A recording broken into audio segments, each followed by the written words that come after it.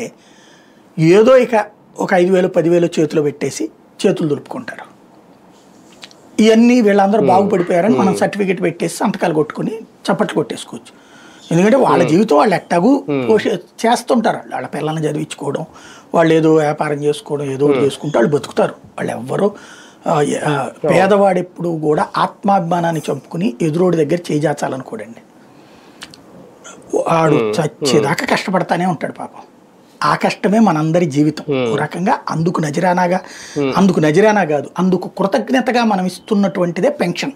వాళ్ళకి 4,000 రూపాయల పెన్షన్, 3,000 రూపాయల పెన్షన్ అనేది పేదవాడి యొక్క స్వేదం మీదన సమాజం బ్రతుకుతోంది. అది గుర్తుపెట్టుకోవాలి మనం.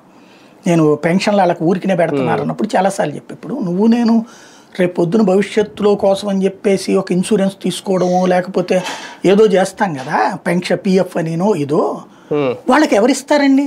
వాడికి ఓపిక ఉన్నంతసేపు బండి ఎత్తాడా, మూట మోసాడా, కూలి పని చేశాడా, మత్స్యకారులు పని చేశాడు, ఏదో ఒకటి చేశాడు. 40 ఏళ్ళు వచ్చేటప్పటికి ఈ మందు దాకపోతే వాళ్ళు ఆ పని చేయలేకపోతుంటారు. మందు తాగితే శరీరంలో బలహీనత ఏర్పడిపోతుంది. 40 ఏళ్ళు వచ్చేటప్పటికి వాడికి పని చేయలేని పరిస్థితుల్లోకి వెళ్ళిపోతున్నాడు. 50 ఏళ్ళు వచ్చేటప్పటికి వాళ్ళ వల్ల కావట్లేదు. 60 ఏళ్ళు వస్తే అసలు ఇంకా వాళ్ళ జీవితం ఏంది? 60 ఏళ్ళ తర్వాత దినదినగండం 100 ఏళ్ళ ఆయుష్లో బ్రతుకుతున్నాడు పేదవాడు. అలాంటి వాళ్ళకి వీళ్ళందరి స్వేదంతోనే కదా మనందరం బ్రతుకుతోంది. కాబట్టి మనం